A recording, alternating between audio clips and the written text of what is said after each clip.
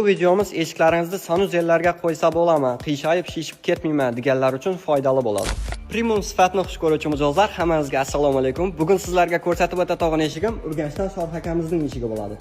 Eshigimizning materiali 08lik A crashingli bo'ldi. 4 dona eshik, ekovi paroksiz, ekovi parokli bo'ldi.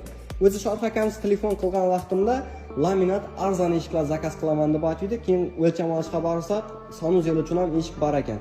Aka, sanuzelga eshik qo'yadigan bo'lsangiz, laminat eshik qo'yman. Keyinchalik qiyshayshi, shishishi mumkin desak, qanday eshik tavsiya qilasan dedi. Undan ko'ra MDF crashing eshik zakaz bering, bizlar javob beramiz. Sifatini shishmaydi, keyinchalik umri uzoq bo'ladi dedik. Keyin akamiz fikrini o'zgartirib MDF crashing eshiklaridan zakaz berdi. Shishmasligining sababi eshigimiz shu ko'rinishga kelajak vaqtgacha 4 dona bosqichdan o'tiladi. Grunt izolyator, astar, kraska, lak bo'ladi. Ana shuning uchun ham hamma joyi kraska bilan qoplangani uchun shishish koeffitsiyenti pastroq bo'ladi.